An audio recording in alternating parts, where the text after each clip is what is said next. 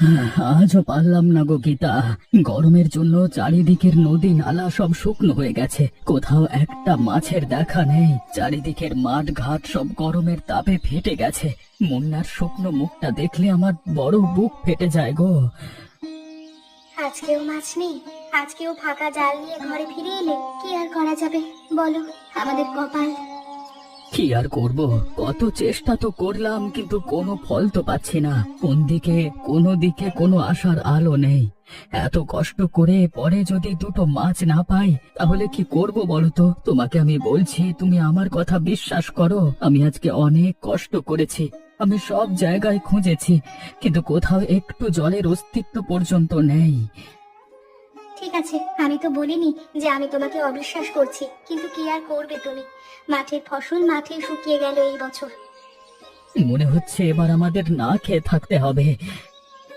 গ্রামের মধ্যেই খরার জন্য দুর্ভিক্ষ দেখা দিয়েছে।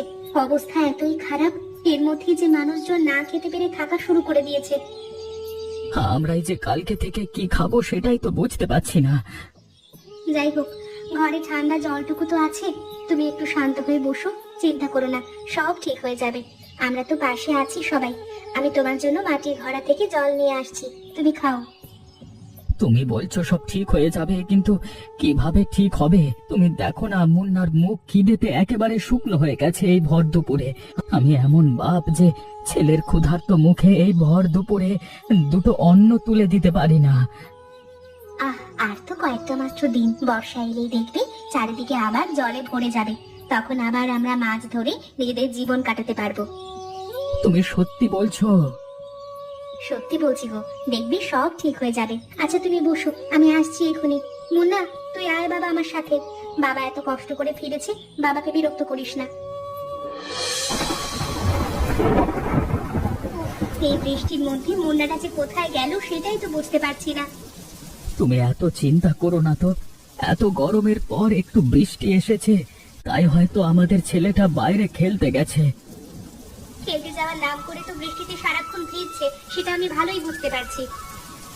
দেখো, এতদিন আমরা বৃষ্টির জন্য এত তপস্যা করেছি, এত প্রার্থনা করেছি, এখন বৃষ্টি এসেছে যখন একটু আনন্দ তো করা উচিত। সত্যি আমার আনন্দ হচ্ছে গো। এবার মনে হচ্ছে আমাদের সব সমস্যা মিটে যাবে। তুমি তো বলেছিলে গো, বৃষ্টি হলে আমাদের আর কোনো সমস্যা থাকবে না। আবার আমরা মাছ ধরে নিজেদের জীবন চালাতে পারবো আগের মতো। হ্যাঁ, দেখবে গ্রামের নদী নালা সব জলে ভরে যাবে এবার, সঙ্গে অনেক মাছও আসবে। সত্যি বলছো? বলছো আমরা যেমন অনেকদিন আগে বড় বড় মাছ পেতাম, এই গ্রামের এই জলে তেমনই মাছ পাবো? দেখবে কপাল ভালো থাকলে ওই মাছ বিক্রি করে আমাদের ভাগ্যও ফিরে যাবে। তাই যেন হয় গো। বৃষ্টিতে যখন এতদিন পরে এসেছে তখন যেন একটু বেশি করেই হয়। ওপরওয়ালার কাছে প্রার্থনা করো। ওই দেখো আমাদের দুষ্টু ছেলেটা কিরকম সারাক্ষণ বৃষ্টিতে ভিজে ভিজে এখন আসছে। তাড়াতাড়ি ঘরের ভিতরে আয় মুন্না, আমি কিন্তু গেলে তোর একদিন কি আমার একদিন। ওমা, তুমি আমাকে মেরো না গো। দেখো আমরা তো খেতে পারছিলাম না, গরমে কষ্ট পাচ্ছিলাম, আর এখন একটু বৃষ্টি এসেছে বলে তাই আমি বাইরে ভিজতে গেছিলাম। এই তো আমি সময় চলে এসেছি। মা, মা এসে দেখে যাও, বাবা আমাদের উঠানে দেখো কত মাছ এসেছে। দেখো চারিদিকে জলে ভরে গেছে বন্যা। কি হয়েছে রে মুন্না, এরকম চেঁচাচ্ছিস কেন? চারিদিক তো দেখছি জলে ভরে গেছে। কালকে রাত থেকে বৃষ্টি শুরু হলো, আর আজকের বিকালের মধ্যেই তো দেখি চারপাশে একেবারে জলে ডুবে গেল। কিন্তু তার সাথে দেখতে পাচ্ছ কত বড় বড় মাছ এসেছে। এগুলো কি মাছ গো? আরে আরে এগুলো তো খুব দামি মাছ মনে হচ্ছে। আর এত বড় মাছ একসাথে এই উঠানে আমি তো কোনোদিন জন্মেও দেখিনি এমন কাণ্ড। মানুষ তো স্বপ্নেও ভাবতে পারে না এমন কিছু হতে পারে। এই মাছগুলো কোথা থেকে ভেসে এলো গো এখানে? সেটাই তো ভাবছি, কিন্তু এখন এত ভাবার সময় নেই।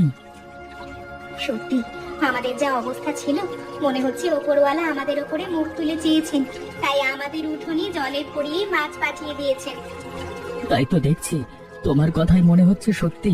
এগুলো বাজারে বিক্রি করলে সত্যি সত্যি অনেক টাকা পাওয়া যাবে। চলো চলো দুজনে মিলে মাছগুলোকে ধরবার চেষ্টা করি। আগে দরজা বন্ধ করে জায়গাটা ঘিরে ফেলি, তাহলে মাছগুলো আর পালাতে পারবে না। হ্যাঁ চলো চলো, তাড়াতাড়ি করো, না হলে এক্ষুনি পালিয়ে যেতে পারে। ও কালুদা, বাড়িতে আছো? একটু বাইরে আসবে, তোমার সাথে একটু বিশেষ দরকার আছে, তাই ঝড় জল বৃষ্টি বন্যা উপেক্ষা করে তোমার কাছে আসতে হলো। আরে রামুজি, এত বন্যার মধ্যে কি মনে করে ভাই? বড় দরকারে পড়ে বিপদে পড়ে তোমার কাছে এসেছি কালুদা। কি বিপদ? কারো কিছু হয়েছে নাকি? তেমন কিছু হয়নি, শুধু তোমার নৌকাটা একটু দরকার। না, আমার নৌকা? হ্যাঁ, তা অবশ্য চারিদিকে জল জমে গেছে, কিন্তু আমার নৌকা নিয়ে কি করবি? এই ঝড় বৃষ্টি জলের মধ্যে তো আর বাইরে বেরোতে পারবি না। সবাই ঘরের মধ্যেই বন্দি আছে, তো কেউ ঘরেতেই বন্দি থাকতে হবে তো কেউ। হ্যাঁ, সবাই ঘরে বন্দি আছে, সেই জন্যই তো সবাই অভাবের মধ্যে আছে গো। অনেক মানুষ আমাদের গ্রামে খেতে পারছে না, তাই আমি ভাবছি যে মাছ বিক্রি করতে যাব। মাছ? মাছ কোথায় পেলি তুই বৃষ্টির মধ্যে? বৃষ্টি আগে তো চারিদিকে শুকনো হয়ে গিয়ে একবারে সব মাছ মরে গেছিল, আর এত বৃষ্টির মধ্যে তুই মাছ ধরতে যেতেও পারবি না তাহলে? মানে একটা কথা বলবো, কাউকে বলবে না তো? বল দেখি, কি বলবি? আসলে এই বন্যায় আমাদের উঠানে অনেক বড় বড় মাছ ভেসে এসেছে। দেখো, তুমি তো জানোই যে আমি মাছ ধরে বিক্রি করি, আর গরমের মধ্যে সত্যি কথা বলতে কি একদম আমাদের ভিখিরির দশা হয়ে গেছিল। তাই ওই মাছগুলো ভেসে আসায় একটু নিজেরা ভরসা পেয়েছি। তাছাড়া গ্রামের মানুষেরা তো উপকার হবে, তারা কিছু খেতে না পেয়ে আছে এতদিন। আচ্ছা, বেটা সুযোগ বুঝে ব্যবসা বাগিয়ে নেওয়া তাল করছে। হ্যাঁ, গ্রামের মানুষদের এই পেটে দড়ি অবস্থায় নিজে ওদের পেটে আরো বেশি করে লাথি মেরে বড়লোক হওয়ার ধান্দা করেছে মালটা। তার মানে এই অভাবের সময় ভালোই পয়সা পিটবে। কি হলো কালুদা, চুপ করে আছো কেন? তুমি চিন্তা করো না, আমার সাধ্য মতো আমি তোমার নৌকার ভাড়া দেব, এমনি ফাঁকা হাতে নিয়ে যাব না। আচ্ছা ঠিক আছে ঠিক আছে, নিয়ে যা কালকে এসে। তুই কি আমার পর নাকি? পয়সার কথা পরে ভাবা যাবে, এখন নিয়ে গিয়ে তুই তোর কাজটা শুরু কর, টাকা পরে দিস। ধন্যবাদ কালুদা, বিপদের সময় তো কেউ কারোর পাশে থাকে না। তুমি এই বিপদে আমার পাশে যেভাবে দাঁড়ালে, তার জন্য সারা জীবন তোমার কাছে আমরা কৃতজ্ঞ থাকবো। বেটার ধান্দা অনেক গভীরে, আমার মাথায় হাত বুলিয়ে বড়লোক হবার ফিকির এত সহজ নয় রে রামু। বেটা টাকা কামাবে প্রচুর, এত বড় মাছ যখন এসেছে ওদের ঘরে, তখন আমি কি বসে বসে দেখবো নাকি? আজকে মুখের কথা বলে দিলাম, কালকে যখন বেটা আসবে তখন বোঝাবো।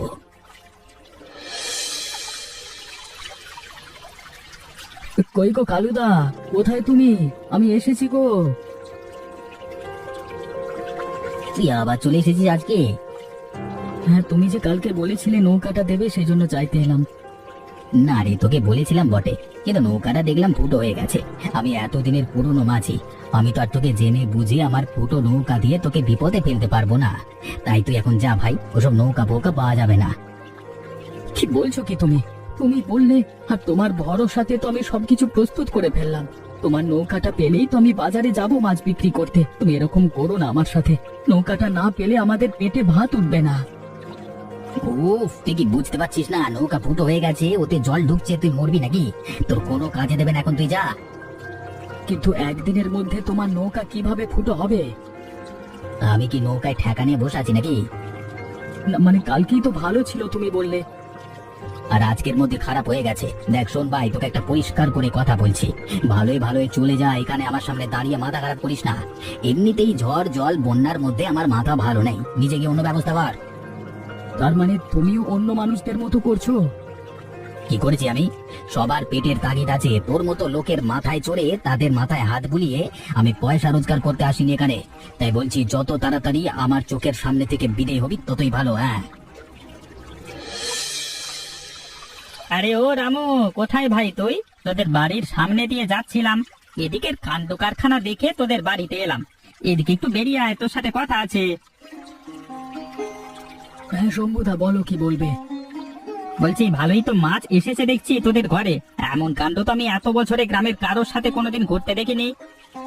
আমি নিজেও অবাক হয়ে গেছি শম্ভুদা, কিন্তু এত কিছু থাকতেও তো পেটে খেতে পাচ্ছি না। কেন রে, পেটে কি হয়েছে? কত চেষ্টা করলাম, কিন্তু কেউ তো নৌকা দিচ্ছে না যে এগুলোকে মানুষের কাছে নিয়ে যাব বা বাজারে গিয়ে বিক্রি করব। আর এই বর্ষার মধ্যে এত বড় মাছ নিয়ে কি আমি আর যেতে পারবো গো? তুই চিন্তা করিস না, আহা আমি তো সব জেনে বুঝেই তোর কাছে এসেছি। তার মানে? তোর সব মাছ আমি কিনে নেব। এত বড় বড় মাছ তো আমি কোনোদিন চোখেই দেখিনি। আমার দেখেই খুব পছন্দ হয়ে গেছে, তোকে ভাবতে হবে না।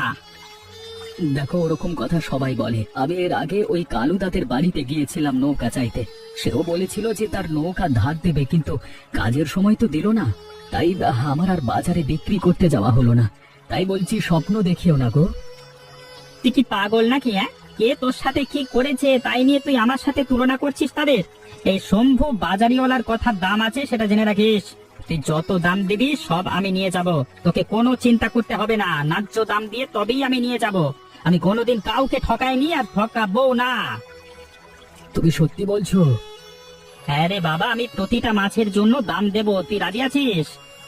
হ্যাঁ, আমি তো বিশ্বাসই করতে পারছি না। খুব আনন্দ পাচ্ছি আমি। মনে হচ্ছে এবার ছেলেটার মুখে দুমুঠো ভাত তুলে দিতে পারবো। ঠিক আছে, তাহলে কালকে প্রস্তুত থাকিস, আমি এসে নিয়ে যাব। বেটা শয়তান লোক আবার আমাকে পায়নি বলে ওই শম্ভুকে হাত করেছে মাছ বিক্রি করবার জন্য। ভেবেছে পয়সা একা পিটবে। হ্যাঁ, আর কি ভেবেছে আমি জানি না। বেটা ঘুমাচ্ছে নাকে সর্ষের তেল দিয়ে আনন্দে যে কাল থেকে বড় লোক হয়ে উঠবে। দেখাচ্ছি মজা আমি। সব মাছগুলোকে ধরে নিয়ে গিয়ে যদি আমি সকাল হওয়ার আগে বিক্রি করে দিতে না পারি, তবে আমার নাম কালু নয়। হ্যাঁ, ওরে বাবা, ওরে বাবা, মরে গেলাম গো, মরে গেলাম। উফ, এর মধ্যে কি দিয়েছে রে বাবা? এই মাছগুলো শরীরে কোনো বিষ আছে নাকি? ও কি জোরে ঝটকা লাগলো, মরে যাচ্ছে। বাবরে বাবরে বাবরে বাপ। কি হয়েছে, কি হয়েছে? আরে কালুদা, তুমি? আর ভাই, বড় কষ্ট পাচ্ছি। এই মাছগুলোর ভেতরে তুই এরকম ভাবে কি দিয়ে রেখেছিস যে এরকম ভাবে ঝটকা মারলো আমাকে? কিন্তু তার আগে বলো, তুমি কেন এখানে এসেছিলে? কোন অভিসন্ধি ছিল তোমার? তুমি যদি সত্যি কথা না বলো তাহলে কিন্তু আমি তোমাকে বাঁচাবো না। আর একমাত্র আমি তোমাকে বাঁচাতে পারি। ভাই ভাই, আমি তোর উপরে হিংসে করেছিলাম। তুই যে বড় লোক হয়ে যাবি এই মাছগুলো বিক্রি করে, সেটা আমি বুঝতে পেরেছিলাম। তাই আমি আজকে রাতের বেলায় এসে মাছগুলো চুরি করে নিয়ে গিয়ে আমার নৌকাতে করে ভোর হওয়ার আগেই বিক্রি করে সব টাকা তুলে নিতাম ঘরে। শেষ পর্যন্ত তুমি হিংসে করে এত বড় একটা কাণ্ড করতে গেলে? ছি ছি ছি ছি কালুদা। উফ ভাই, ক্ষমা করে দে আমাকে। আমাকে আমাকে বাঁচা ভাই। শালা এই অবস্থার জ্ঞান দিস নে। আমি মরে যাবো, না হলে মাছগুলো যে কারেন্ট দিচ্ছে সেটা আমি জানতামই না। ভাই, আমি তো পায়ে পড়ছি। আমাকে আমাকে বাঁচা, বড় কষ্ট হচ্ছে, বড্ড কষ্ট হচ্ছে। ঠিক আছে, আমি হাত ধরছি। উঠে এসো মাছগুলোকে নিয়ে। আর তুমি চুরি করবার অভিসন্ধিতে ধরতে যেও না। আমাদের ঘরে এসে শুয়ে একটু বিশ্রাম করো। কিছু খাবার দাবার ব্যবস্থা করছি। তোমার দেখবে ধীরে ধীরে শরীরটা সুস্থ হয়ে যাবে। ভাই, আমাকে ক্ষমা করে দে ভাই। আরে থাক থাক, কি করছো? এসো আবার কেন? আর তাছাড়া তুমি আমার থেকে বড়। কে যে কার থেকে বড় সেটা আজকে আমি বুঝতে পেরে গেছি। আমি তোর অন্যায় ভাবে ক্ষতি করতে চেয়েছিলাম। এটা আমার সব থেকে বড় ভুল ছিল।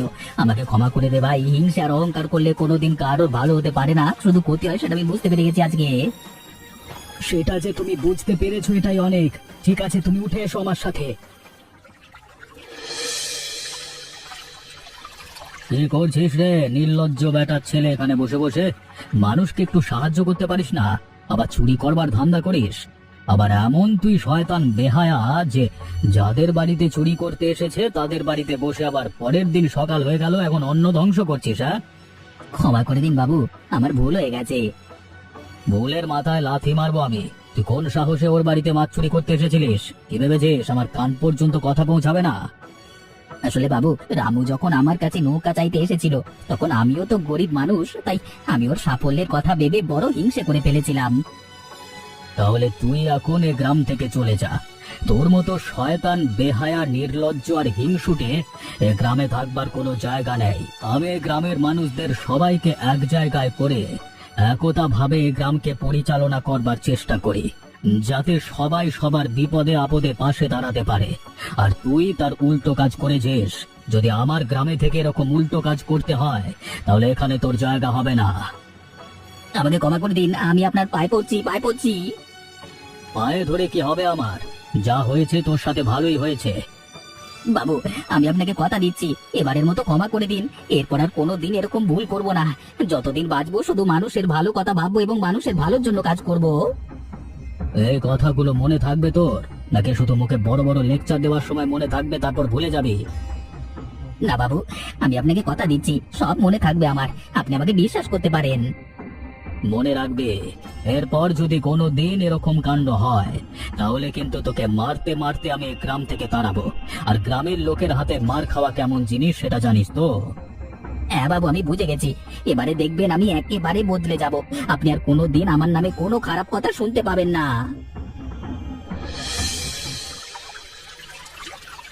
সবই তো শুনলাম, এই গ্রামে সবাই জেনে গেছে যে তোর সাথে কেমন অবিচার হচ্ছিল। ভালোই হয়েছে তোর এই জাদুকরি মাছগুলোর, হ্যাঁ?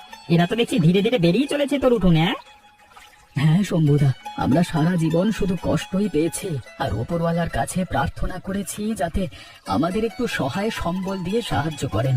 আমরা তো কোনো দিন কারোর ক্ষতি করবার চেষ্টা করিনি আর ভাবিওনি, তাই হয়তো তিনি দান করেছেন এসব মাছ। ভালোই হয়েছে। যে এদেরকে খারাপ মনে করে চুরি করবার জন্য স্পর্শ করবে তার সাথে ওরকমই শাস্তি হবে। বাজারে এগুলোর দাম প্রচুর হবে। আমি তোকে অগ্রিম কিছু টাকা দিয়ে যাচ্ছি, বাকি টাকা এগুলো বিক্রি হবার পর আবার দেবো, হ্যাঁ? 2 দিন পর আবার আমি আসবো মাছ নিতে। তাহলে আজকের গুলো নিয়ে যাও শম্ভুদা, আমি দিচ্ছি তোমাকে। আমাদের গ্রামে তো সবাই নিতে উৎসুক, তার সাথে আমার মনে হচ্ছে লোকের মুখে চারিদিকে কথা ছড়িয়ে গেলে অনেক দূর দূর থেকে মানুষজন তোর এই মাছগুলো দেখতে এবং কিনতে আসবে। আমার মনে হয় কালুদাকেও আমাদের কাজে নিয়ে নেওয়া ভালো। মা, আজকে রান্নাগুলো খুব ভালো হয়েছে গো। সত্যি বলছিস? জানিস তো, তোর রান্না বান্না ভালো লাগলে তোর বাবা খুব খুশি হয়। তুমি খুব ভালো রান্না করো মা। পার্বতী কাকিমা বলছিল সেদিন তোমার হাতের ওই যে মাছ রান্না করে তুমি দিয়েছিলে, ওরা সবাই খেয়ে খুব ভালো লেগেছে। হ্যাঁ, এইভাবেই তো সবাইকে নিয়ে মিলেমিশে থাকতে হয় রে। একটা দিন ছিল যখন গরমের সময় খরায় সব জল শুকিয়ে গিয়ে আমরা মাছ পাচ্ছিলাম না বলে ভিখারির মতো হয়ে গিয়েছিলাম। তখন তোর বাবা তোর মুখে দুমুঠো অন্ন তুলে দেওয়ার জন্য প্রচন্ড কষ্ট পেয়েছে। আজকেও তো কেউ না কেউ তেমনই কষ্ট পাচ্ছে বল। আমাদের যখন আজকে একটু সুযোগ সুবিধা ভালো হয়েছে, তখন আমরা মানুষের পাশে থাকবো না কেন? মানুষের পাশে থাকাটাই তো আমাদের কর্তব্য। বলা তো যায় না যে কার কখন কেমন দিন আসে। জানো মা, কালু কাকা একদম পরিবর্তন হয়ে গেছে। তুই কি করে জানলি? আমি সব জানি গো। বাজারে সবাই খুব প্রশংসা করছিল যে বাবার সাথে আবার নতুন করে ব্যবসা শুরু করে কত সাহায্য করছি বাবাকে। হ্যাঁ, ওর নৌকাটা আমাদের খুব কাজে লাগছে, আর তার বদলে সে নিজেও আগের থেকে অনেকটা ভালো আছে। ঠিক আছে, অনেক কথা বলেছিস, এখন তাড়াতাড়ি খেয়ে ফেল।